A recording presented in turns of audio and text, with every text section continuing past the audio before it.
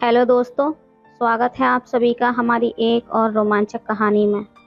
आज की कहानी मेरी और मेरी मौसी की है। मेरा नाम आर्यन है। पिछले कुछ समय से मैं अपनी मौसी के घर पर नहीं जा पाया था।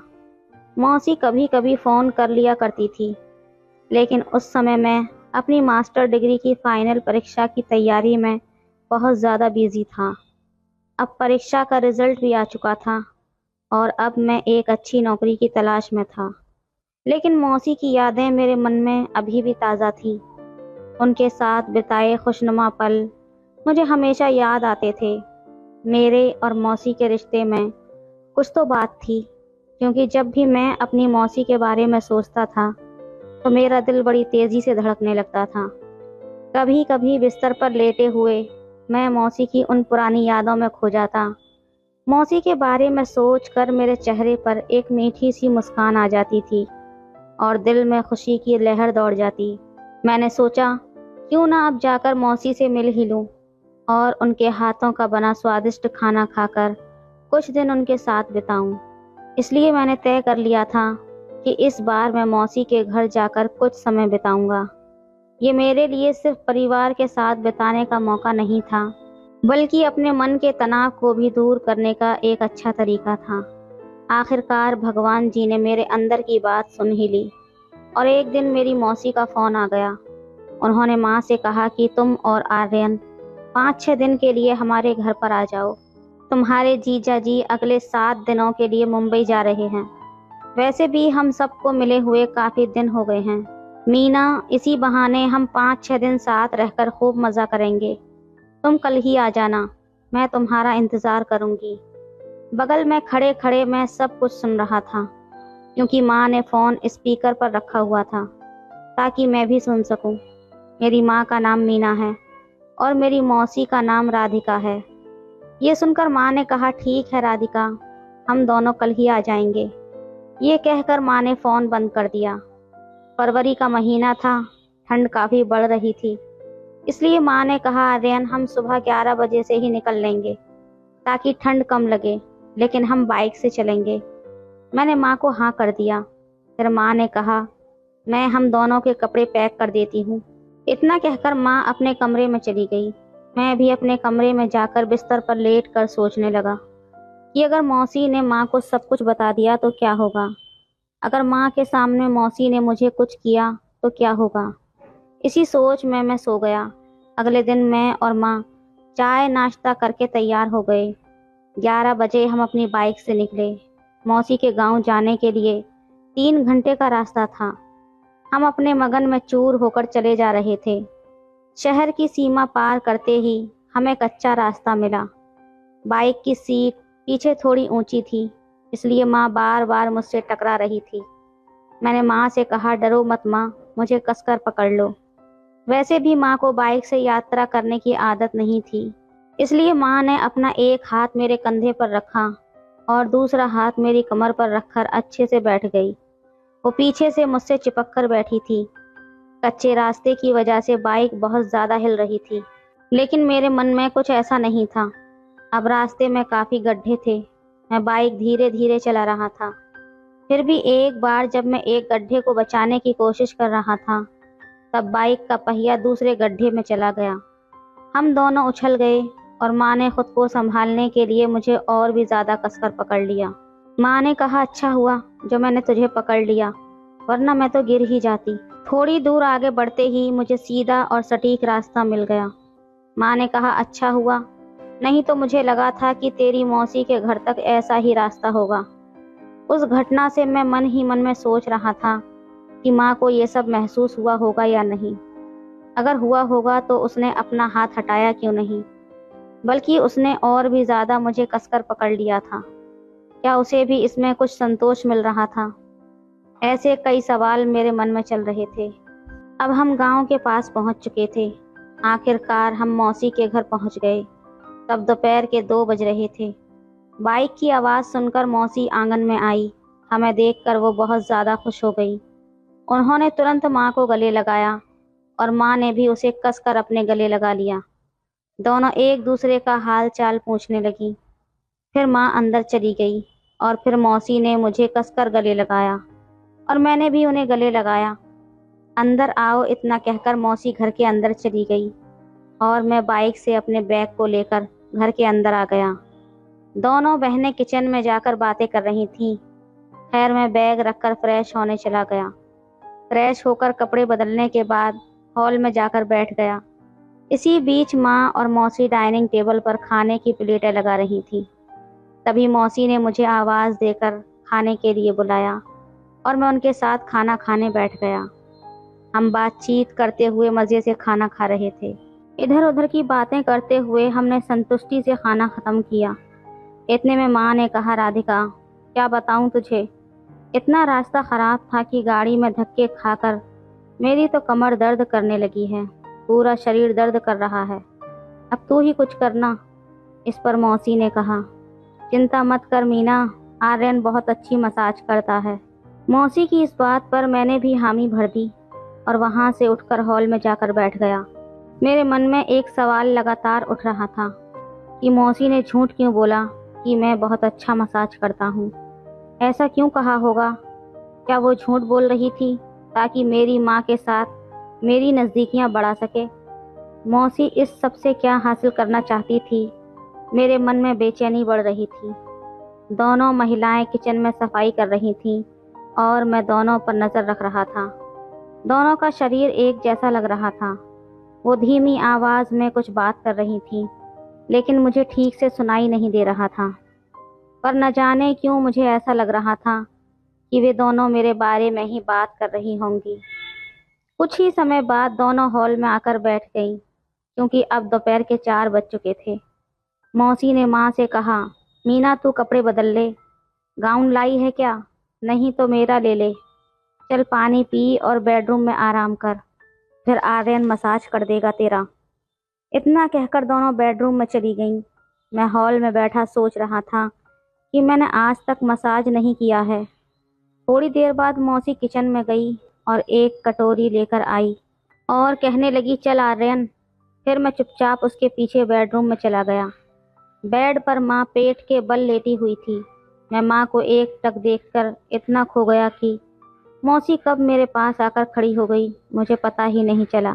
तब मौसी ने कहा, इतना क्या देख रहा है आर्यन? क्या कभी किसी को इस तरह नहीं देखा? चल मालिश शुरू कर। मैंने माँ के पैरों पर तेल लगाना शुरू किया और मौसी पास ही लेट कर देख रही थी। मैं बारी बारी से दोनों पैरों पर तेल लगाकर मसाज कर रहा था।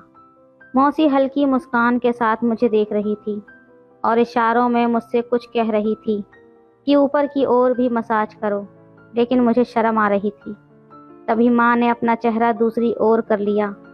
इसके बाद मौसी माँ से कहने लगी, कैसा लग रहा है मीना? माँ ने कहा, बहुत अच्छा लग रहा है राधिका, आज पहली बार ऐसा मसाज करवा रही हूँ, वो भी तेरे जोर देने की वजह से। तुझे बहुत कुछ पता है राधिका। तभी मौसी ने माँ के सर पर हल्का थप्पड़ मारा। माँ ने कहा, क्या बचकानी बातें कर रही है? आर्यन देख रहा है, उसे क्या लगेगा? इस पर मौसी ने माँ का गाल खींचते हुए कहा, इसमें क्या है, वैसे भी आर्यन ने बहुत कुछ देखा है।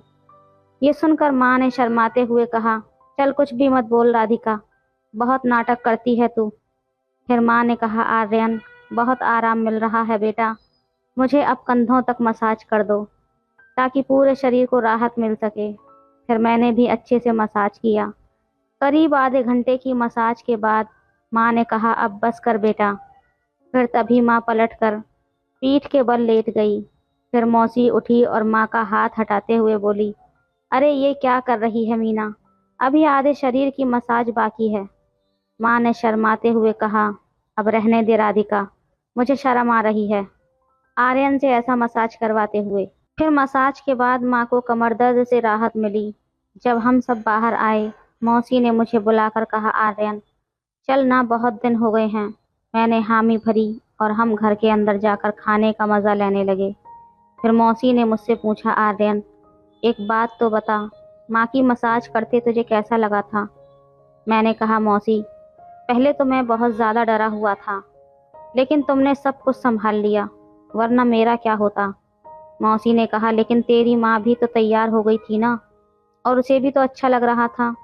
मैंने कहा, हाँ मौसी, ये सब तेरी वजह से ही हुआ है।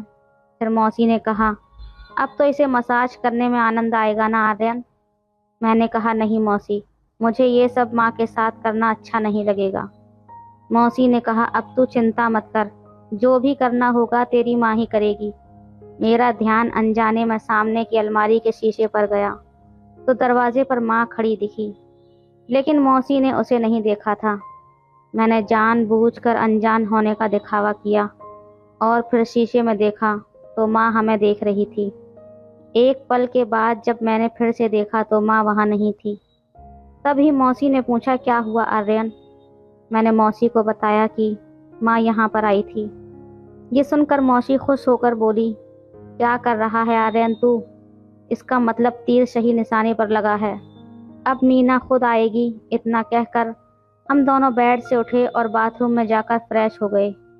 मौसी ने कहा, मीना बैठो, मैं चाय बना देती हूँ, तुम्हें अच्छा लगेगा, वैसे भी मौसम ठंडा है। माँ ने कहा, हाँ राधिका, कम से कम शरीर गर्म हो जाएगा। वैसे तुझे अब ठंड नहीं लग रही है ना? माँ ने हल्के कठोर शब्द में मौसी से कहा। यह सुनकर मौसी समझ गई कि माँ ऐसा क्यों कह रही थी, लेकिन मौसी ने कहा, अरे मीना, हमें तो ठंड की आदत है, वैसे भी तुम्हारे शहर में ठंड होती ही कहाँ है। चल, मैं जल्दी से चाय बना देती हूँ। फिर मौसी किचन में चली गई और चाय बना कर ले आई और फिर हम तीनों ने साथ बैठकर चाय पी। फिर मैंने माँ से कहा, मैं ज़रा बाहर होकर आता हूँ। इस पर माँ ने कहा, हाँ जा, अब जा भी, तुझे भी गर्मी लग रही होगी, लेकिन जल्दी आ जाना। मैंने माँ को हाँ कहा और बाहर निकल गया। मैं घूमते घूमते नदी के किनारे एक सुंदर शांतिपूर्ण प्राकृतिक माहौल में जा बैठा। हवा में बहुत ठंडक थी और सर्द हवा शरीर को और भी ठंडा कर रही थी। इतना अच्छा वातावरण में भी मेरे मन में विचार आ रहे थे कि मौसी और मेरे बीच जो कुछ था वो माँ को पता चल गया था। असल में उसने सब कुछ देख लिया था। सब कुछ देखने के बाद भी माँ शांत थी, लेकिन माँ, मौसी और मैं ऐसे पेश आ रहे थे जैसे कुछ हुआ ही ना हो। माँ ये सब जानती थी, फिर भी उसने कुछ नहीं कहा। क्या ये सब देखकर उसकी भी भावनाएं जाग गई थीं? क्या उसे भी ये सब करने की इच्छा हो रही थी, या शायद पिताजी उसे वो सब नहीं देते होंगे? ऐसे ही कई विचार मेरे मन में आ रहे थे। आखिरकार मैं उठा। हर तरफ अंधेरा हो गया था और धीरे धीरे ठंड बढ़ रही थी। फिर मैं सीधे घर की ओर चल पड़ा। जब घर पहुंचा तब रात के 8 बज चुके थे। माँ और मौसी किचन में खाना बना रही थी। मुझे देखकर माँ ने कहा, आ गया आर्यन, चल गर्म पानी से हाथ मुंह धोकर आ जा, फिर हम खाना खाएंगे। फिर 9 बजे के करीब हम खाना खाने बैठे। तब मैंने मौसी से कहा, मौसी, यहाँ तो बहुत ज़्यादा ठंड है, हमारे यहाँ कभी इतनी ठंड महसूस नहीं होती। इस पर मौसी ने मुझे एक आंख मारते हुए कहा, चिंता मत कर, आज हीटर है, तुम्हें बिल्कुल ठंड नहीं लगेगी। मैंने कहा, सच में? तो फिर ठीक है, आज मैं जल्दी सो जाऊंगा, बहुत थक गया हूँ। इस पर माँ ने कहा, अरे तुम तो इतने नौजवान हो, तुम्हें क्या हो गया इस उम्र में थकने जैसा? मौसी ने कहा, अरे मीना, यात्रा की वजह से थक गया होगा और ऊपर से इतना खराब रास्ता। इस पर माँ ने कुछ नहीं कहा। इसी तरह हम बातें करते करते खाने का आनंद ले रहे थे। फिर वो दोनों रसोई की सफाई में लग गईं और मैं उठकर आंगन में थोड़ा टहलने लगा और फिर बेडरूम में सोने के लिए चला गया। मौसी ने पहले ही सब कुछ तैयार कर रखा था। एक बड़ी सी कंबल बिस्तर पर बिछी थी जो 2 लोगों के लिए काफ़ी थी। मैं उनके आने का इंतज़ार कर रहा था। 1 घंटे के बाद वो दोनों बातें करते हुए बेडरूम में आ गईं। मौसी ने कहा, मीना, तुम बीच में सो जाओगी क्या? इस पर माँ ने कहा, तू ही सो जा बीच में राधिका। फिर मौसी ने कहा, अगर तुम बीच में सोओगी तो तुम्हें ठंड नहीं लगेगी। फिर भी माँ ने मना कर दिया। मैं दोनों की बातें सुनते हुए सोने का नाटक कर रहा था। थोड़ी देर बाद सब कुछ शांत हो गया। मैंने चुपके से मुंह से कंबल हटाकर देखा तो हर जगह अंधेरा था। इसका मतलब मौसी ने सारी लाइट बंद कर दी थी। मैं मन ही मन बहुत खुश था, क्योंकि अब माँ को कुछ भी नज़र नहीं आने वाला था। अगले 20 मिनट तक मैं ऐसे ही पड़ा रहा, लेकिन कोई हलचल नहीं हुई। फिर मैंने करवट बदलकर मौसी की ओर मुंह करके लेट गया। तब मेरे दिल की धड़कनें तेज हो रही थीं। मौसी पास में ही थी। मैं उसकी सांसों की आवाज़ सुन सकता था। मन में कई सवाल उठ रहे थे। क्या ये सही है? क्या माँ को इस सब का एहसास हो गया है, या फिर वो अनजान बनी हुई है? लेकिन मैंने सोचा, अब जो होना है वो होकर रहेगा। तभी मौसी ने धीमे से मुझे छू कर कहा, तू सो गया है क्या? उसकी आवाज़ में एक हल्की सी बेचैनी थी। मैंने सोने का नाटक जारी रखा, लेकिन मन के भीतर बेचैनी बढ़ती जा रही थी। अचानक मौसी ने मेरे कंधे पर हाथ रखा और फिर उसकी उंगलियां धीरे धीरे मेरी पीठ पर घूमने लगीं। एक अजीब सी बेचैनी और डर मेरे अंदर पनपने लगा था। तभी अचानक माँ की आवाज़ सुनाई दी, राधिका सो जा, बहुत रात हो गई है। फिर मौसी ने तुरंत हाथ पीछे खींच लिया और थोड़ी दूरी पर जाकर लेट गई। माँ की इस आवाज़ में कुछ ऐसा था जो मुझे शांत कर गया था।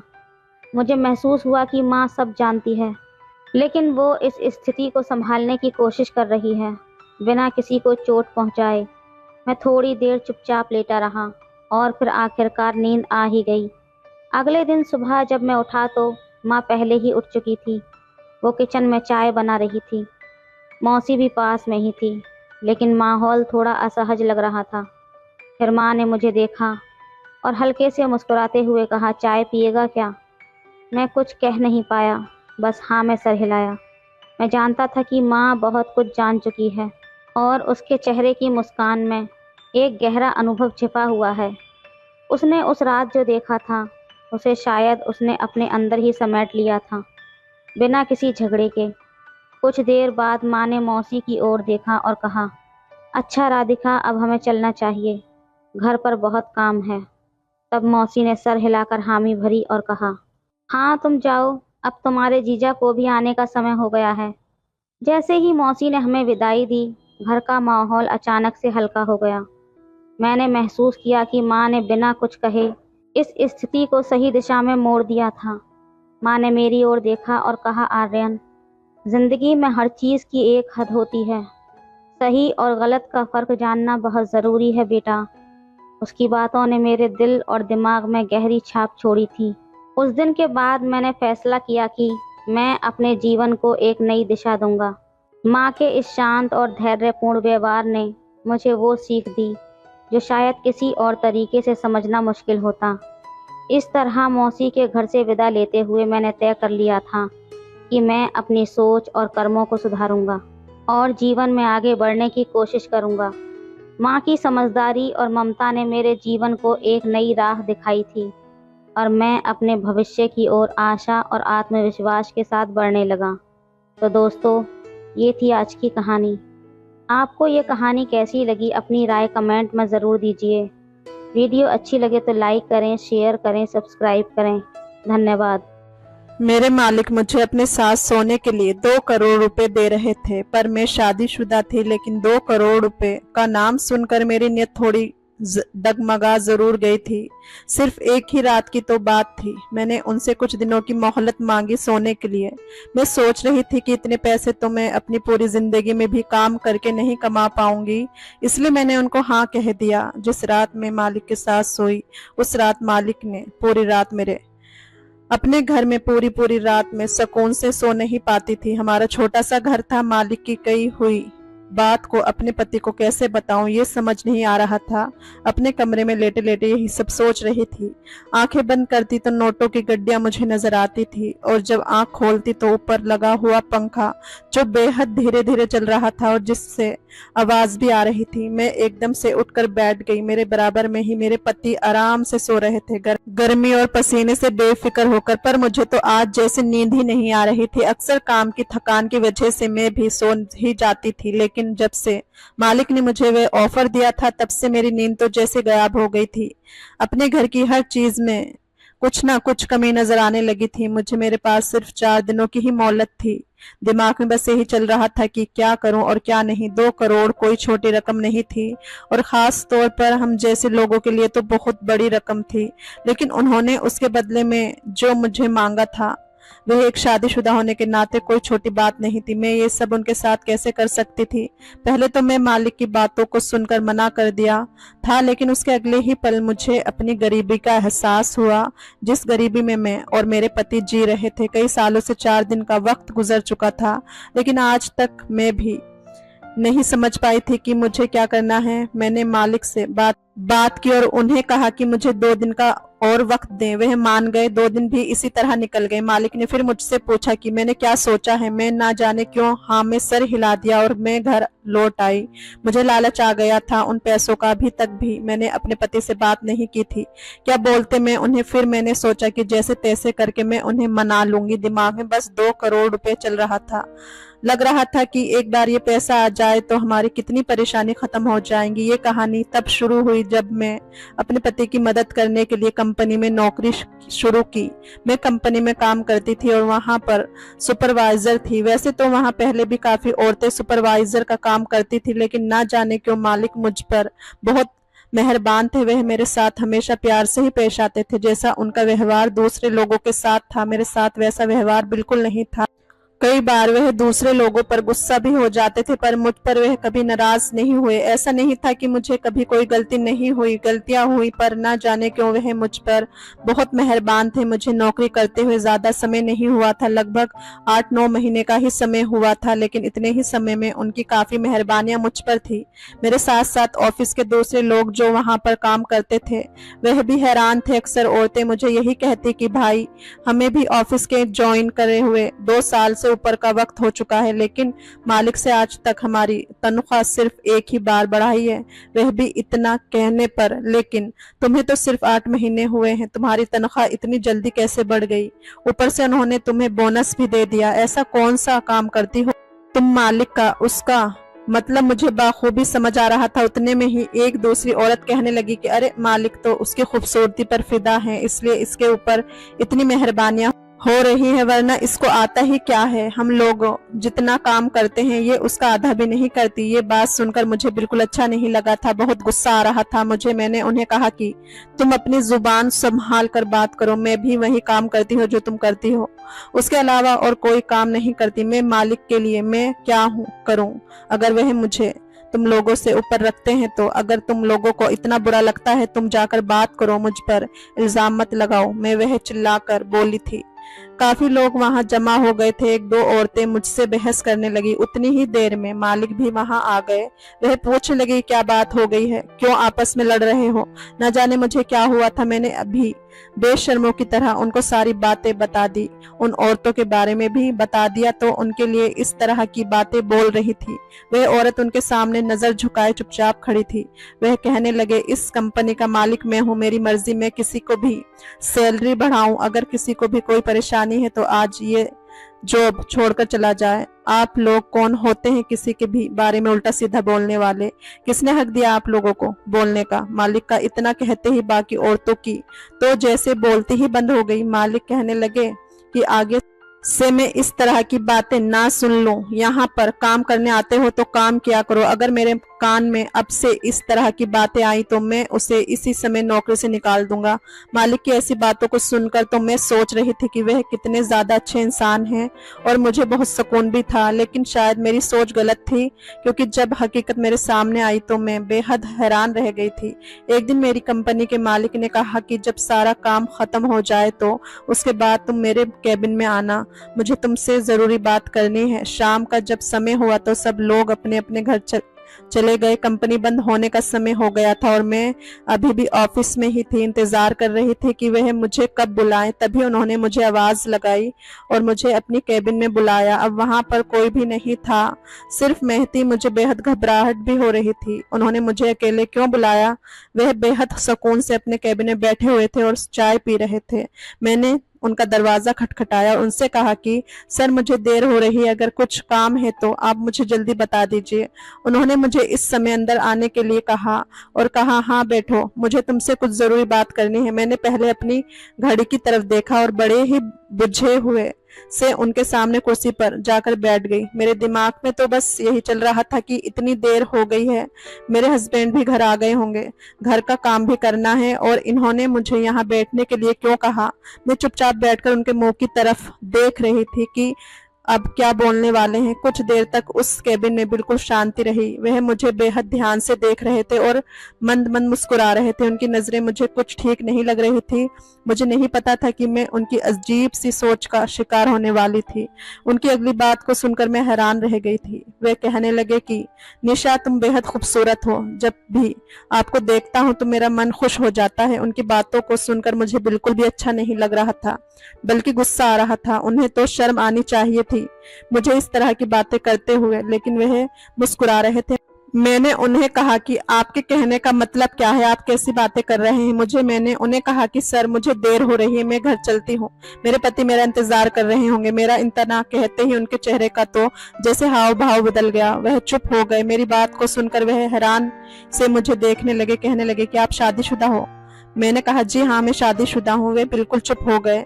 उसके कुछ देर बाद वह मुझसे पूछने लगे कि आपके पति क्या करते हैं, कहाँ नौकरी करते हैं और आप क्यों नौकरी करती हैं। फिर मैंने उन्हें कहा कि मेरे पति एक कंपनी में नौकरी करते हैं, पर उनकी सैलरी बहुत कम है, जिससे हमारा गुजारा अच्छे से नहीं हो पाता। बस उनकी मदद करने के लिए मैं भी नौकरी करती हूँ। हम दोनों साथ में कमाते हैं तो अपना घर चला पाते हैं। मेरी बातों को सुनकर उन्होंने बस इतना ही कहा, ठीक है, आप जा सकती हैं। वह आगे कहने लगे कि अगर आपको मेरी कोई भी बात बुरी लगी हो तो मुझे माफ कर दीजिएगा, कल सुबह समय से आ जाना। वह काफी उदासी भरे अंदाजे में ये बात बोल रहे थे। मैं उठी और उठकर ऑफिस के बाहर निकल गई। मेरे पति भी एक छोटी सी कंपनी में नौकरी करते थे। अभी हमारी शादी को ज्यादा समय नहीं हुआ था, 1.5 साल हुआ था, लेकिन अभी तक भी हमारी कोई औलाद नहीं थी और ना ही हम अभी कुछ चाहते थे, क्योंकि सच कहूं तो हमारी हैसियत नहीं थी कि एक बच्चे को पालने की। हम दोनों ही चाहते थे कि पहले हम अच्छे से मेहनत करके कुछ जोड़ लें, उसके बाद ही बच्चों के बारे में सोचेंगे। जिस तरह की जिंदगी में और मेरे पति जी रहे थे, हम नहीं चाहते थे कि हमारे बच्चों को भी वैसी ही जिंदगी जीना पड़े। अगले दिन से मैं रोज की तरह अपनी नौकरी पर जाने लगी और समय से निकल जाया करती थी। कुछ दिनों तक मालिक खामोश थे। मेरी उनसे किसी तरह की कोई बात नहीं हुई, लेकिन कुछ दिनों बाद उन्होंने मुझे फिर से कहा कि वह मुझे कुछ बात करना चाहते हैं। वे कहने लगे कि मैं मजबूर हूँ, मैं उम्मीद करता हूँ कि आप मेरी बात को समझेंगी। मैं जानता हूँ कि आपको मेरी बात बिल्कुल भी अच्छी ना लगे, लेकिन बस मैं एक बार आपसे बात कर लेना चाहता हूँ और उम्मीद करता हूँ कि आप मेरी मदद करेंगे। मुझे उनकी ऐसी बातें कुछ समझ नहीं आ रही थी। आखिर मैं उनकी कंपनी में एक मामूली सी नौकरी करती थी। मैं उनकी किस तरीके से मदद कर सकती थी। मैंने उन्हें कहा कि मैं आपकी क्या मदद कर सकती हूँ, मुझे बताइए आप क्या कहना चाहते हैं। उसके बाद उन्होंने जो मुझे बताया उसे सुनकर मेरा दिमाग ही चकरा गया। उन्होंने मुझे कहा कि वह मुझे अभी 2 करोड़ रुपए देंगे, लेकिन उसके लिए मुझे उनकी एक बात माननी होगी। वह बात ऐसी मामूली सी तो नहीं थी जो मैं बहुत आराम से मान जाती। पहले तो मैं सुनने के बाद ही उन्हें मना कर दिया, लेकिन उन्होंने मुझे कहा कि तुम अच्छे से सोच लो, उसके बाद जवाब देना। मैं भी एक बार को सोच में पड़ गई, क्योंकि ये रकम तो वाकई बहुत बड़ी थी। ऊपर से हमारा जो हाल था उसमें हमें पैसों की बहुत जरूरत थी। मैंने कहा कि मैं आपको कुछ दिनों में बताती हूँ और मैं उठकर उनके ऑफिस के बाहर निकल गई। उन्होंने कहा कि तुमने जितना भी समय मांगा है मुझे इतने समय के अंदर अंदर ही जवाब दे देना, मेरे पास ज्यादा समय नहीं है। अब मुझे अपने पति से एक बार पूछना था, उन्होंने तो मुझे पता नहीं था। उनके बिना इजाजत में ये काम नहीं कर सकती थी, क्योंकि उन्होंने हमेशा मेरा ख्याल रखा था। इतनी परेशानी में भी हम दोनों मियाँ बीवी ने एक दूसरे का साथ हमेशा दिया था, एक दूसरे को हमेशा समझते थे और एक साथ मिलकर ही अपने हालात को बेहतर बनाने के लिए काम कर रहे थे और मेहनत कर रहे थे। लेकिन जो बात मुझे अपने पति से करनी थी वह छोटी बात तो नहीं थी। कहीं ना कहीं मुझे विश्वास था कि वह मेरी बात को सुनते ही मना कर देंगे, पर सिर्फ 1% ही उम्मीद थी कि शायद वह मान जाएं। हमारी गरीबी और हमारी लाचारी को देखकर मुझे समझने की कोशिश करेंगे। अगर वह मेरी बात मान जाते तो मुझे बस 1 साल ही तो उनसे दूर रहना था। उसके बाद तो हमारे पास पैसे ही पैसे होते और हमारी जिंदगी बेहद खुशहाल होती। लेकिन साल भर पता नहीं मानते या नहीं समझ नहीं आ रहा था कि उनसे कैसे पूछूं, कहीं वह गुस्से में मुझे थप्पड़ न मार दे। 50 बातें मेरे मन में आ रही थी। आखिरी बात उनकी इज्जत पर जो लगने वाली थी। कोई भी मर्द इस तरह से अपनी इज्जत पर दाग लगाकर पैसा नहीं लेना चाहेगा। और पूरी रात मैंने बेहद बेचैनी से गुजारी थी। बस यही सोच रही थी कि उनसे कैसे बात करूं। समय भी तो कम था, बात तो मुझे करनी ही थी। हमारी आमदनी कम और खर्च ज्यादा थे। जैसे तैसे महीने का गुजारा होता था हमारा। हम दोनों मेहनत इसलिए कर रहे थे ताकि हम अपना घर खरीद पाएं। जैसे तैसे हिम्मत करके मैंने अपने पति से आज रात को बात करने का सोचा, लेकिन उससे पहले मैंने उनकी पसंद का सारा खाना बनाया। जब शाम को वह घर आए तो अपनी पसंद का खाना देखते ही उनके चेहरे पर एक अलग सी खुशी आ गई, लेकिन साथ ही परेशानी भी देखते ही कहने लगे कि ये सब मत बनाया करो, जानती हो ना कितनी महंगी आती है ये सब खाने की चीजें। हमारे हालात ये सब खाने के नहीं है। ये पैसे रहते तो हमारे अगले 7 दिन का खाना बन जाता। तुमने एक ही दिन में इतना सारा अच्छा खाना क्यों बना लिया? मैंने कहा कि क्या हम पूरी जिंदगी बस यही सोचते रहेंगे कि कहाँ से पैसे बचेंगे, कहाँ से नहीं, क्या चीज खाएं और क्या ना खाएं। मेरी बातों को सुनकर वह कहने लगे कि तुम जानती हो सब कुछ तो तुम्हारे सामने है। अब हमारा नसीब ही ऐसा है तो हम क्या कर सकते हैं। मेहनत तो कर ही रहे हैं। देखो शायद समय के साथ इन हालातों से बाहर निकल जाएं। मैं अपने पति को कहा कि मुझे एक काम मिला है, अगर आप मेरा साथ दोगे तो हम एक ही साल में करोड़पति बन सकते हैं। मेरी बातों को सुनकर उन्होंने खाना साइड कर दिया। कहने लगे कि ऐसा कौन सा काम मिला है जिससे हम करोड़पति एक ही साल में बन जाएंगे। मैंने सारी बात बताते उन्होंने बेहद शांति और खामोशी से मेरी बात को सुना। उनको बताते हुए भी मेरी जुबान लड़खड़ा रही थी। वह बस मेरी तरफ देखे जा रहे थे, उनके मन में से बातें लेने के लिए। मैंने उन्हें कहा कि सोच रही हूँ कि कल मैं उन्हें जाकर मना कर दूं कि मैं ये काम नहीं कर पाऊंगी। वह मेरी तरफ गौर से देख रहे थे। कहने लगे तुमने तो मुझे बीच मझधार में लाकर खड़ा कर दिया है। क्या कहूँ मैं तुम्हें, लेकिन जो रकम तुम्हारे मालिक ने तुम्हें देने के लिए कहा है वे वाकई बहुत बड़ी है। मैं नहीं समझ पा रहा कि तुम्हें क्या जवाब दूं। शायद वह भी मेरी तरह ही उलझन और परेशानी से गुजर रहे थे जिससे अब तक मैं गुजर रही थी। उनको भी कुछ समझ नहीं आ रहा था कि क्या करे और क्या नहीं। उसके बाद उन्होंने मुझे कहा कि ठीक है तुम उनकी बात मान लो। मेरे मालिक ने कहा था कि वह बे औलाद है, उनका कोई बच्चा नहीं हो रहा है। बहुत समय से उनकी बीवी एक बांझ है, लेकिन वह अपनी बीवी से बहुत प्यार करते हैं। उन्होंने बहुत डॉक्टरों को दिखाया पर हर डॉक्टर ने मना कर दिया कि उन्हें कभी बच्चा नहीं हो पाएगा। वह और उनकी बीवी दोनों को ही एक बच्चे की इच्छा है। वह कह रहे थे कि वह चाहे तो वह बच्चे को गोद ले सकते हैं, लेकिन वह ऐसा नहीं करना चाहते।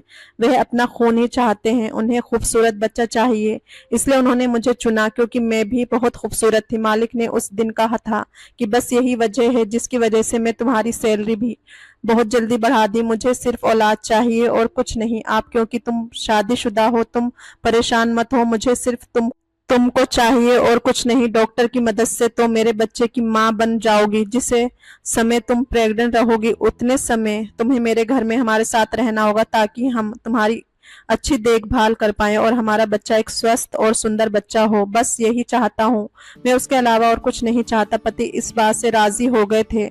मालिक को जाकर मैं अगले दिन ही हाँ कह दी थी। अब आगे का सारा काम शुरू हुआ। डॉक्टर की मदद से मैं प्रेग्नेंट हो गई। जिस दिन मैं प्रेग्नेंट हुई उस दिन मालिक मुझे जाकर यहाँ से अपने घर ले आए। अब जब तक बच्चा नहीं हो जाता मुझे उन्हीं के साथ उनके घर में रहना था। अब कोई भी औरत किसी दूसरी औरत को अपने पति के आसपास बर्दाश्त नहीं कर सकती। मालिक की बीवी भी मुझे देखकर अजीब सा मुंह बनाया करती थी। उन्हें मैं अच्छी नहीं लगती थी, लेकिन बस मजबूरी थी कि वह मुझे बर्दाश्त कर रही थी क्योंकि वह देख रही थी कि मालिक मेरा ध्यान रखते थे। मेरे खाने पीने से लेकर हर चीज का ध्यान वह रखते थे। मुझे अपने पति की बहुत याद आती थी। मैं उनसे बहुत कम मिल पाती थी। मालिक मेरी पूरी प्रेगनेंसी के दौरान मुझे अच्छा खानों को देते थे, अच्छे जगह घुमाने को लेकर जाते थे, शॉपिंग कराते थे ताकि मेरा मन खुश रहे और एक अच्छा और स्वस्थ बच्चा हो। बहुत ध्यान रख रहे थे वे मेरी दवाइयों से लेकर जूस दूध हर चीज का ध्यान मालिक रखते थे। मैं भी वक्त गिन कर गुजार रही थी। कभी समय खत्म होगा और मैं अपने पति के पास वापस जाऊंगी। मैं जब भी अपने पति से मिलती थी या उनसे फोन पर बात करती थी तो अक्सर मुझे उदास दिखते थे, बहुत उदास रहते थे। कहते थे कि मैं तुम्हें हाँ तो कह दिया, लेकिन मुझे अब एहसास हो रहा कि ये कोई मामूली बात नहीं थी। मैं तुम्हें ऐसे किसी और आदमी के पास नहीं देख पा रहा। मैं जानता हूँ कि मैं कैसे ये समय निकाल रहा हूँ। मैं उन्हें कहा कि बस आप कुछ समय की तो ही बात रह गई है, अब तक बर्दाश्त किया है तो आगे भी थोड़ा सा कर लीजिए। आप जानते हैं ना, उसके बाद हमारा जीवन बदल जाएगा। हम एक सुंदर सा घर खरीद लेंगे, एक गाड़ी ले लेंगे, आए दिन कि हमारी खाने की परेशानी भी खत्म हो जाएगी। आप तो जानते ही हैं ना कि मैं ये सब कुछ क्यों किया है। वह अक्सर कहा करते थे कि मुझे कोई पैसे नहीं चाहिए, तुम आ जाओ, मुझे बस तुम चाहिए, मैं नहीं रह पा रहा तुम्हारे बिना। काफी इंतजार करने के बाद वह समय भी आ गया जब ये वक्त भी खत्म होने को आया। मैंने एक सुंदर से और स्वस्थ से बेटे को जन्म दिया। बच्चा होने के बाद ही मैंने उस बच्चे को मालिक के हवाले कर दिया और तुरंत अपने पति के पास गई। काफी देर तक घर का दरवाजा खटखटाती रही लेकिन दरवाजा नहीं खुला। पति को फोन करने की भी कोशिश की पर उन्होंने फोन नहीं उठाया। जब बहुत देर हो गई तो आस पड़ोस वालों की मदद से दरवाजा तोड़ा। अंदर का नजारा देखते ही मेरे पैरों तले से जमीन खिसक गई। मेरे पति जमीन में गिरे हुए थे। मैंने जोर जोर से रोना चिल्लाना शुरू कर दिया। बहुत देर हो चुकी थी, वह इस दुनिया से जा चुके थे। शायद मुझसे दूरी का गम बर्दाश्त नहीं कर पा रहे थे। मैं नहीं जानती थी कि वे हद तक परेशान हो चुके हैं। वे दुनिया से चले गए। मैं यूं ही रोते रोते कई दिन गुजर गए। अब मेरे पास कोई रास्ता नहीं बचा था। मैं वापस अपने मालिक के पास गई। सोचा उन्हीं से कोई काम मांग कर वहां रह लूंगी। आखिर मैंने उन्हें बच्चा दिया है, उनके बच्चे की माँ हूँ मैं। वह मेरी इतनी मदद तो कर ही सकते हैं। मैं बेहद झिड़कते हुए उनके घर पहुंची। गेट पर खड़ी थी कि तो मैंने देखा कि मालिक अपनी पत्नी के साथ थे और उस बच्चे को अपनी गोद में उठाए और प्यार कर रहे थे। अपनी पत्नी को भी उन्होंने गले से लगा रखा था। वह तीनों बहुत खुश नजर आ रहे थे। कुछ देर में मालिक की नजर मुझ पर पड़ी। वह मुझे कहने लगे कि अरे, तुम्हें तुम्हारे पति के पास जाने की इतनी जल्दी थी, तुमने मुझे उन पैसों का चेक भी नहीं लिया। कितनी हड़बड़ाहट में चली गई थी। उन्होंने मुझे 2 करोड़ का चेक मेरे हाथ में थमा दिया। मैं जोर जोर से रोने लगी। उन्होंने जब मेरे रोने का कारण पूछा था, मैंने बताया कि मेरे पति मुझे दूरी के गम में इस दुनिया से ही चले गए। मैंने तो ये काम सिर्फ इसलिए किया था कि ताकि उनकी और मेरी जिंदगी अच्छी हो जाए, लेकिन यहाँ तो कुछ का कुछ और ही हो गया। मैंने उन्हें वे पैसे का चेक वापस कर दिया। मुझे नहीं चाहिए थे ऐसे पैसे जिन पैसों की वजह से मेरे पति मुझसे दूर हो गए। पर उनसे बस इतना कहा कि अगर आप मेरी मदद कर सकते हैं तो मुझे कुछ काम दे दीजिए। उन्होंने मुझे अपने घर में ही काम दे दिया। मैं उनके घर पर काम करके अपना गुजारा चलाती हूँ। अपने बच्चों को बड़ा होते हुए देख रही हूँ। मेरे लिए इतना ही बहुत है, मुझे कुछ नहीं चाहिए। अब कहते हैं ना कि लालच बहुत बुरी बला है। मेरे लालच के चक्कर में मैं क्या से क्या हो गई। मुझे नहीं पता कि मैं सही किया था या गलत, लेकिन जो हुआ वह बेहद गलत था। चाहे इसके पीछे मेरी सोच अच्छी थी या खराब। आपको क्या लगता है, क्या मैं गलत किया था? कमेंट करके जरूर बताइएगा। कहानी अच्छी लगी हो तो लाइक, सब्सक्राइब और शेयर कर देना। धन्यवाद दोस्तों।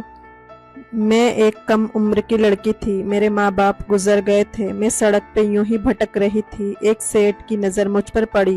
वो मुझे अपने साथ घर ले आए और मुझे काम पर रख लिया। वो अकेले ही रहते थे। रात को वे हर रोज़ एक लड़के को अपने कमरे में ले जाते और अंदर से अजीब व गरीब आवाज़ आती थी। सुबह बच्चा गायब हो जाता था। ये रात जानने के लिए मैं उनके कमरे में छुप गई और डर के मारे मेरी चीख निकल गई, क्योंकि वहाँ तो मेरा नाम शिल्पा है। एक बहुत ही गरीब परिवार में मेरा जन्म हुआ, जहाँ हर रोज़ मेरे माता पिता में मारपीट होती थी। एक गंदी बस्ती में मेरी परवरिश हुई और थोड़ा बड़ी हुई तो मेरे माँ बाप दोनों गुजर गए। जिस बस्ती में मैं रहती थी वह मकान किराए का था। मेरे माँ बाप की मौत के बाद मकान मालिक ने मुझे घर से बाहर निकाल दिया। मैं सड़कों पर यूं ही भटकने लगी। खाने के लिए कूड़ेदान में खाना ढूंढने लगी। तभी वहां पर एक गाड़ी आकर रुकी। गाड़ी से एक बड़े सेठ बाहर निकले। करीब 35 साल के तो होंगे। उनकी नज़र मुझ पर पड़ी। मैं काफी घबरा गई। अब मैं बेसहारा हो गई थी। किसी बुरे इंसान हाथ में मैं पड़ गई तो मेरी घबराहट शुरू हो गई। जब सेठ मेरे पास आने लगे, उन्होंने मुझसे कहा, तुम्हें भूख लगी है क्या? मुझे बहुत तेज भूख लगी थी तो मैंने अपना हाँ में सर हिलाया। भूख से बड़ा दुश्मन तो और कोई भी नहीं है। उन्होंने कहा, मुझे काम के लिए अपने घर में एक लड़की चाहिए। तुम मेरे घर काम करोगी क्या? उनकी बात सुनकर मैं हैरत में पड़ गई। वह मुझे जानते तक नहीं और अपने घर पर काम करने के लिए कह रहे हैं। मुझे सोच में डूबा देख उन्होंने कहा, तुम्हें घबराने की जरूरत नहीं है। मैंने सोचकर कहा, ठीक है, मैं काम करने के लिए तैयार हूँ, पर आपने तो मेरे बारे में कुछ पूछा ही नहीं। उन्होंने कहा, बताओ अपने बारे में। मैंने अपने बारे में सब बता दिया, ये भी कि मेरे पास अब रहने को छत भी नहीं है।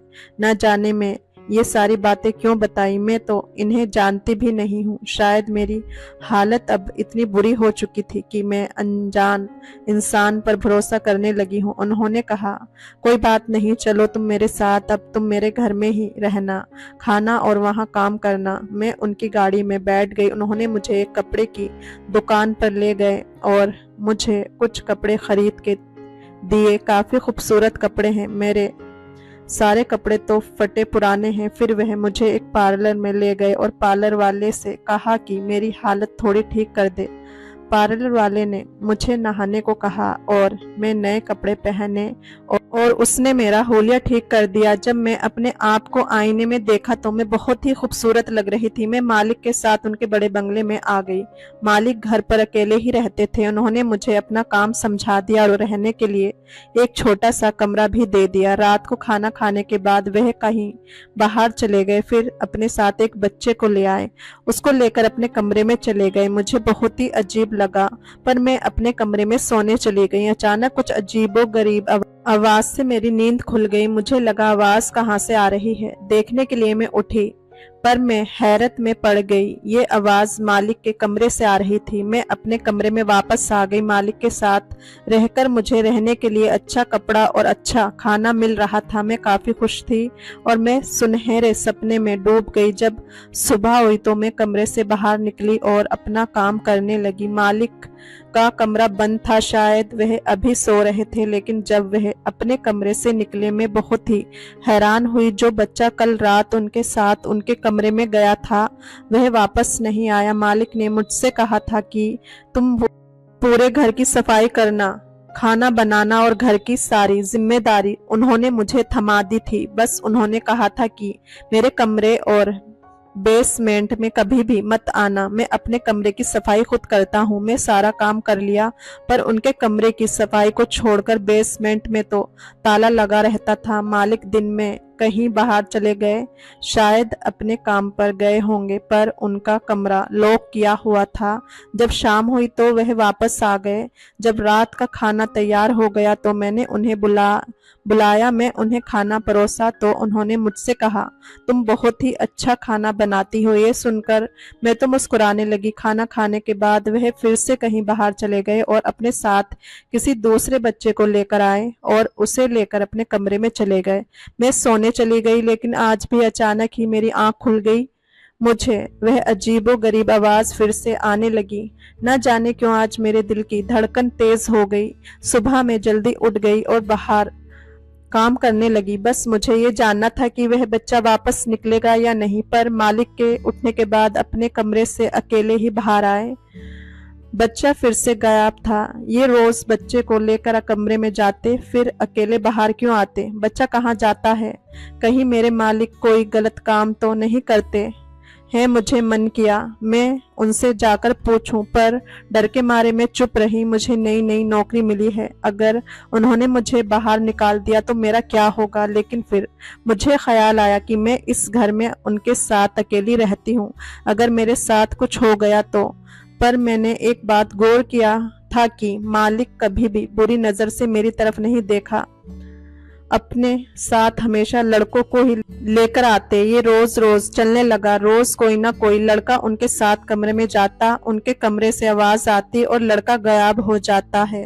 मैं इस बात से अंदर ही अंदर बहुत परेशान रहने लगी। लेकिन मैं अभी छोटी लड़की हूँ, मैं करूँ भी तो क्या करूँ? मैं उनके साथ अपने आप को बहुत ही सुरक्षित महसूस करने लगी थी। वह मुझे अक्सर ही बाहर ले जाया करते थे और बाहर से अच्छा खाना खिलाया करते थे, कपड़े भी खरीद कर दिया करते थे। एक दिन तो उन्होंने मुझे एक मोबाइल दिला दिया। उन्होंने कहा, जब मैं बाहर जाता हूँ तो बहुत दिक्कत होती है, तुम्हें कुछ बताना रहता है तो बता नहीं पाता हूँ। ये मेरी जिंदगी का पहला मोबाइल है, लेकिन हर रोज मैं इस तरह से बच्चे को गायब हो जाते देखे थे और आवाज भी पता नहीं किस चीज की आती थी। अब मेरा शक इतना ज्यादा बढ़ चुका था कि मुझे लगा अब चुप रहना गुनाह का साथ देना होगा। मैंने मन ही मन में मान लिया था कि बच्चों के साथ जरूर कुछ ना कुछ करते हैं, या तो उनके साथ कोई गलत काम करके उन्हें खत्म कर देते हैं, क्योंकि बच्चे ऐसे हवा में तो गायब नहीं हो सकते ना। अगर ऐसा ही चलता रहा तो शहर के सारे लड़के खत्म हो जाएंगे। अब मैंने सोच लिया था कि मैं ये राज का पता लगाकर रहूंगी। अब जैसे ही मुझे कुछ सुराग मिलेगा तो मैं पुलिस को बता दूंगी। अब तक लालच में पड़कर मैं चुपचाप ये सब कुछ देख रही थी, क्योंकि मालिक ने मुझे बहुत ही ऐशो आराम के साथ रखा था। मैंने धीरे धीरे मालिक का विश्वास जीत लिया और एक दिन मैंने उनसे कहा, मालिक आप अपने कमरे की सफाई खुद क्यों करते हैं? मुझे अच्छा नहीं लगता। जब आप कमरे में होते हो तो तब मुझे बुला लिया करो, मैं साफ कर दिया करूंगी। मेरा इस दुनिया में कोई भी नहीं है। आपको अगर लगता है कि मैं चोरी करूंगी तो ये सच नहीं। मालिक आपने मुझे सहारा देकर मेरी जिंदगी बदल दी है, मैं आपको कभी धोखा नहीं दूंगी। मालिक ने मेरी बात सुनकर कहा, ऐसी कोई बात नहीं है। ठीक है, कल सुबह जब मैं रहूंगा अपने कमरे में तुम मेरे कमरे की सफाई कर देना। अब मुझे मौका मिल गया था कि उनके कमरे को देखने का। आखिर उनके कमरे में ऐसा क्या जादू चलता है जिससे लड़के गायब हो जाते हैं। मालिक को धोखा देने का मेरा कोई भी इरादा नहीं था, पर बच्चे के साथ इस तरह से गलत होना भी तो सही नहीं है। मेरे दिल में सच्चाई भरी हुई थी। जब मैं सुबह उनके कमरे में गई तो देखा उनका कमरा बहुत बड़ा है। सोने के लिए एक बड़े से बेड है, पर कमरे के बीच में एक अजीब सी टेबल रखी हुई है। उसमें गद्दा भी है। लगता है कि किसी को सुलाया जाता होगा। मुझे तो कमरे से बाहर निकलने का एक ही दरवाजा नजर आया था, साथ में एक बाथरूम। घर की अच्छी सी सफाई करने के बाद में बाथरूम की सफाई के लिए मालिक की इजाजत ली। जब मालिक ने इजाजत दे दी तो मैं बाथरूम में गई और वहां पर जाकर हैरत में पड़ गई। बहुत ही खूबसूरत बाथरूम था, पर वहां भी कोई दूसरा दरवाजा नहीं था। अपना काम करने के बाद मैं मालिक को देखकर मुस्कुराई और बाहर निकल आई। मालिक को मुझ पर विश्वास हो गया था। उन्हें नहीं मालूम था कि मेरे दिमाग में क्या चल रहा है। अब मैंने सोच लिया था कि किसी तरह से मालिक के कमरे में घुसकर मैं उनके राज का पता लगाऊंगी। ऐसा मौका मिलना शायद नामुमकिन ही था, क्योंकि उनके कमरे में तभी मैं अंदर जा पाती थी जब वह कमरे में रहते थे, और जब वह बच्चे को लेकर आते थे तो मुझे ही दरवाजा खोलना पड़ता था। तो पहले से ही छुप पाना ये उम्मीद बिल्कुल भी नहीं थी। दिन बीतते चले गए और मुझे समझ नहीं आ रहा था कि क्या करूं। अचानक से एक दिन मुझे ख्याल आया कि मेरे पास तो मोबाइल है। अगर किसी तरह से मालिक के कमरे के अंदर में मोबाइल का कैमरा ऑन करके रख दूं तो अंदर जो भी होगा उसकी रिकॉर्डिंग हो जाएगी। पर कहीं मालिक की नजर अगर मोबाइल पर पड़ गई तो वह तो मेरी जान ही ले लेंगे। मुझे समझ ही नहीं आ रहा था कि जिस इंसान ने मुझे इतना सहारा दिया उनको धोखा दूं या नहीं। पर हर रोज एक जीता जागता बच्चा मेरी आंखों के सामने गायब हो जा रहा था। अगर पुलिस को बताऊं तो पुलिस इस बात की तहकीकात करे कि बच्चे कहाँ गायब हो रहे हैं। पुलिस मुझ गरीब लड़की की बात पर यकीन क्यों करेगी। एक दिन मैंने मालिक से कहा, मालिक क्या मैं आज रात को आपके कमरे में सो सकती हूँ? मालिक को मानो मेरी बात पर यकीन ही नहीं आ रहा था। मेरी तरफ अजीब निगाहों से देखने लगे। मैंने कहा, आज की ही दिन मेरी माँ गुजर गई थी। मैं नीचे सो जाऊंगी, आपको कोई भी परेशानी नहीं होगी। मालिक बस मैं आज की रात अकेले नहीं सोना चाहती हूँ। मुझे अपनी आंखों में आंसू भी लाना पड़ा था कि मेरे मालिक को मेरी बातों पर यकीन हो। उनके कमरे में जाने का या मोबाइल छुपाने का कोई भी रास्ता मुझे नहीं मिल पाया था, क्योंकि कमरा हमेशा ही वह लॉक करते थे और चाबी अपने पास ही रखते थे। मालिक ने कहा, ठीक है नीचे बिस्तर लगाकर सो जाओ। पर वह काफी गहरी सोच में डूब गए थे। उन्हें यकीन ही नहीं हो रहा था कि उनके मुंह से ये बात निकल गई, क्योंकि शायद वह नहीं चाहते थे कि उनके कमरे में कोई दूसरा आए। मेरे आंसू देखकर ही उन्होंने मुझे अपने कमरे में एक रात गुजारने की इजाजत दे दी थी। मैं अपने आंसू पोंछकर अपना बिस्तर मालिक के बिस्तर के साइड में लगा दिया और जैसे ही मैं लेटी तो सोने का नाटक करने लगी। मालिक शायद बाहर चले गए थे और जब दरवाजा खोलने की आवाज आई तो मैंने देखा एक लड़के को लेकर आए हैं। लड़के को बिठाकर मालिक मेरे पास आए तो देखा कि मैं सो रही हूँ। वे फिर से उस लड़के के पास चले गए। मालिक ने अपने लैपटॉप में कुछ चलाया और एक अजीब सी आवाज वहां से आने लगी। अब मुझे समझ आया कि वह अजीब सी आवाज लैपटॉप से आई थी। फिर कुछ चीज जलाया जिससे कमरा धुएं से भर गया। वह धुआं कमरे में फैल गया और थोड़ी देर में मैं बेहोश हो गई। जब मेरी आंख खुली तब सुबह हो चुकी थी। मैंने देखा मालिक बिस्तर पर लेटे हुए हैं और बच्चा सही सलामत टेबल के ऊपर लेटा हुआ है। मैं भी चुपचाप लेटे हुई थी। मैं देखना चाहती थी कि आगे वह बच्चे के साथ क्या करते हैं। उन्होंने करीब 7 बजे बच्चे को उठाया और खिड़की के पास ले गए। मुझे अब तक वह एक शीशे ही लगा था, लेकिन ये तो दरवाजा है। वहां से बच्चे को लेकर निकले और शायद किसी के हवाले कर दिया। शायद बच्चे के माता पिता हो। माता पिता ने हाथ जोड़कर उन्हें प्रणाम किया और वहां से चले गए। उनके जाने के बाद मैंने उठने का नाटक किया। मैं मालिक के पास गई और कहा, मैं इतनी देर तक कभी नहीं सोई हूँ, पर पता नहीं क्यों आज मेरी नींद नहीं खुली। मालिक मुस्कुराए और कहा, कोई बात नहीं। मुझे इस बात से खुशी हो रही थी कि मालिक बच्चों को खत्म नहीं करते, उन बच्चों को उनके माँ बाप के हवाले कर देते हैं। ऐसे ही 7 महीने बीत गए और मैं धीरे धीरे मालिक का विश्वास जीतने लगी। मालिक का मुझ पर पूरी तरीके से विश्वास हो गया। तो मैंने एक दिन पूछा कि आप इस तरह से बच्चे को अपने कमरे में ले जाते हो, क्या कोई इलाज करते हो? पर उन्होंने जो कुछ भी कहा उसे सुनकर मुझे यकीन हो गया था कि मालिक अच्छे इंसान नहीं है। वह इन बच्चों के साथ कुछ गलत काम करते हैं। अब मैंने ठान लिया था कि मैं इस राज का पता लगाकर ही रहूंगी।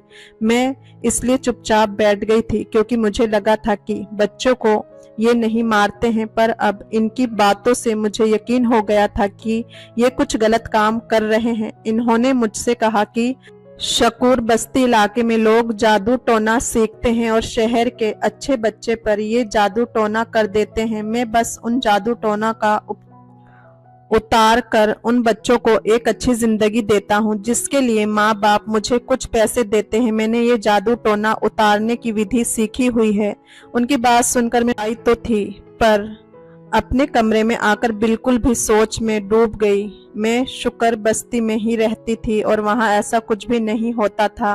वहाँ के लोग अपनी जिंदगी में ही व्यस्त हैं, अपनी गरीबी से ही परेशान हैं। लोग इधर उधर काम ढूंढ कर काम करते हैं। वहाँ पर इस तरह का जादू टोना नहीं चलता है। मेरा बचपन गुजरा है वहां पर। ऐसा कुछ होता तो मुझे भी पता रहता, पर यह बिल्कुल ही झूठी बात है। यहाँ कुछ और ही चल रहा है। अचानक ही मुझे धुएं की याद आई जिससे मैं बेहोश हो गई थी। अब मैंने सोच लिया था कि मैं राज का पता लगाकर ही रहूंगी। मालिक अब अपने कमरे को लॉक नहीं करते थे। मैंने सोचा एक रात में उनके कमरे में छुपकर सब कुछ देखूंगी, पर मुझे धुएं से बचने का उपाय सोचना होगा। मुझे याद है कि जिस रात में वहां थी और धुआं हुआ था तो मालिक ने अपने मुंह पर कुछ पहना हुआ था, शायद किसी तरह का मुखौटा हो जिससे इस धुएं से बचा जा सकता हो। अगर मुझे भी ऐसा कुछ मिल जाए तो मैं बेहोश हुए बिना उसको देख पाऊंगी। फिर मैं अपने मोबाइल में रिकॉर्ड कर लूंगी। सफाई के वक्त मुझे कुछ मखौटे मिल गए। उनमें से मैंने एक अपने पास रख लिया और एक रात मुझे मौका मिल गया उनके कमरे में छुपने का। मैं मालिक को बहाना मार दिया कि आज मैं जल्दी सोने जा रही हूँ। रात को जब आप बाहर जाएं तो कमरे को लॉक करके जाएं ताकि आप अंदर आ सकें। आज मेरी तबीयत बहुत खराब है। मालिक ने कहा, ठीक है, कोई बात नहीं, तुम सो जाओ। मैंने अपने कमरे को लॉक कर दिया और उनके कमरे में जाकर छुप गई। आज मुखौटा भी पहन रखा था। जब मालिक बच्चे को लेकर आए तो टेबल पर बैठा दिया, फिर अजीब सी आवाज चला दी और कमरे में कुछ धुआं भर दिया। आज धुआं मुझे बेहोश नहीं कर पाया। लड़का बेहोश हो गया। उसके बेहोश होते ही मालिक ने एक टीका निकाला और उस लड़के को लगा दिया और वह फिर बिस्तर पर आए और लेट गए। उसके बाद वहां ऐसा कुछ भी नहीं हुआ जिस पर कुछ शक हो। बस वह टीका क्या है ये मुझे पता लगाना है। अगली रात घर पर पुलिस आ गई। मालिक को गिरफ्तार कर लिया और अपने साथ ले गए। उन्होंने बच्चे को भी वहां से लेकर हॉस्पिटल गए। बच्चे को किसी तरह का दवा दिया गया था। दरअसल मालिक कोई दवा बनाते थे और उससे बच्चों का टेस्ट किया करते थे। जादू टोना वाली बात झूठी थी। पहले मालिक किसी बच्चे से मिलते थे और उसे कुछ खाने को देते थे। उसमें एक तरह की दवा होती थी जिससे बच्चा बिल्कुल पागल हो जाता था, और जब बच्चा अपने माता पिता के पास पहुंचता तो उन्हें लगता कि अचानक बच्चे को क्या हो गया है। मालिक ने ये बात फैला दिया था कि शुक्र बस्ती वाले बच्चों पर जादू टोना कर देते हैं, और उस जादू को उतारने के लिए मालिक के पास लोग अपने बच्चे छोड़ जाया करते थे जिनके ऊपर तरह तरह के दवा टेस्टिंग की जाती थी। मालिक का बेसमेंट में रेड पड़ी, वहां पर दवा बनती थी। पुलिस ने वहां से ढेर सारे दवा बरामद किया। मैंने मालिक को धोखा जरूर दिया था, पर मुझे यकीन है कि इस समाज का भला हुआ। मुझे एक दवा मिल गई थी जिसे मैं पुलिस वालों को दे दिया था और सारी बातें बता दी। पुलिस ने जब उसे टेस्ट करवाया तो उसमें एक ऐसी दवा मिली जिसे बेचना कानूनी जुर्म है। फिर बाकी काम पुलिस ने ही किया, बाकी की सच्चाई पुलिस वालों ने ही निकाली। मैं फिर से बेसहारा हो गई थी, लेकिन मुझे कोई ना कोई काम तो मिल ही जाएगा क्योंकि मैंने काफी सारे लड़कों की जिंदगी बचाई थी। पुलिस वालों ने कहा था तुम्हें दोबारा से कहीं काम मिल जाएगा, इसका इंतजाम हम कर देंगे। हाँ, जल्द ही एक घर में मुझे काम मिल गया। दोस्तों, कहानी पसंद आई हो तो लाइक, शेयर और चैनल को सब्सक्राइब जरूर करें। फिर मिलेंगे एक नई और दिलचस्प कहानी में। धन्यवाद।